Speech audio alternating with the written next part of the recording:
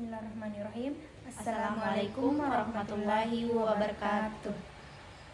Baik, kami dari kelompok 5 akan melakukan podcast singkat mengenai tentang konsep dasar pemikiran pendidikan teori humanis.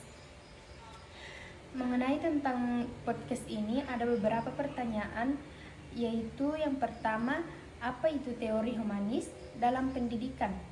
Baik, saya akan menjawab pertanyaan dari saudari Jamisa. Teori humanis dalam pendidikan adalah pendekatan pembelajaran yang menempatkan manusia sebagai pusat perhatian. Teori ini menekankan pada potensi dan pertumbuhan individu secara utuh, baik dari segi intelektual, emosional maupun sosial. Dalam teori humanis, setiap individu dianggap unik dan memiliki kemampuan untuk mencapai aktualisasi diri. Wah, sungguh luar biasa. Jadi, apa saja prinsip dasar teori humanis? Jadi, prinsip dasar teori humanis yang pertama itu individu sebagai pusat. Setiap individu memiliki potensi unik dan berhak untuk mengembangkan dirinya secara optimal. Selanjutnya itu pengalaman subjektif. Pengalaman belajar bersifat subjektif dan unik bagi setiap individu. Selanjutnya, kebebasan. Pembelajaran harus memberikan kebebasan bagi siswa untuk mengeksplorasikan minat dan bakatnya. Dan selanjutnya, hubungan interpersonal. Hubungan yang hangat, empatik, dan saling mendukung antara guru dan siswa sangat penting. Wah, jadi di sini pasti banyak perbedaannya dengan teori-teori lain. Nah, apa perbedaan teori humanis dengan teori belajar lainnya? Yang perbedaan teori humanis dengan teori belajar lainnya, yang pertama itu behaviorisme, berfokus pada perilaku yang dapat diamati dan diukur, sedangkan teori humanis lebih menekankan pada proses internal individu. Dan yang kedua itu kognitivisme, menekankan pada proses kognitif seperti persepsi, ingatan, dan pemecahan masalah, sementara teori humanis juga mempertimbangkan aspek emosional dan sosial.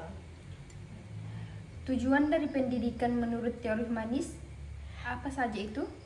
Jadi tujuan pendidikan menurut teori humanis adalah membantu individu mencapai aktualisasi diri, mengembangkan potensi sepenuhnya. Jadi bagaimana menurut Anda peran guru dalam pendidikan humanistik? Jadi menurut saya peran guru dalam pendidikan humanistik yang pertama itu sebagai fasilitator. Guru berperan sebagai fasilitator pembelajaran, menciptakan lingkungan yang kondusif bagi siswa untuk belajar dan tumbuh. Selanjutnya itu sebagai motivator. Guru memotivasi siswa untuk belajar dan mencapai potensi terbaiknya. Dan selanjutnya itu konselor. Guru memberikan dukungan emosional dan membantu siswa mengatasi masalah yang mereka hadapi. Apa saja metode pembelajaran yang sesuai dengan teori humanistik ini? Jadi, metode pembelajaran yang sesuai dengan teori humanistik yang pertama itu pembelajaran berbasis masalah. Siswa belajar dengan memecahkan masalah nyata. Selanjutnya itu pembelajaran kooperatif. Siswa belajar dalam kelompok kecil untuk saling membantu dan berbagi ide. Selanjutnya itu pembelajaran berbasis proyek. Siswa mengerjakan proyek yang menarik minat mereka. Yang selanjutnya itu refleksi diri. Siswa diajak untuk merenungkan pengalaman belajar mereka. Baik, apa kelebihan dari teori humanistik dalam pendidikan ini?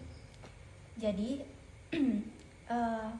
kelebihan teori humanis dalam pendidikan yang pertama itu memperlihatkan individu. Teori ini mengakui keunikan setiap individu dan memberikan kesempatan bagi mereka untuk berkembang. Selanjutnya, meningkatkan motivasi. Dengan menciptakan lingkungan yang positif dan mendukung, teori humanistik dapat meningkatkan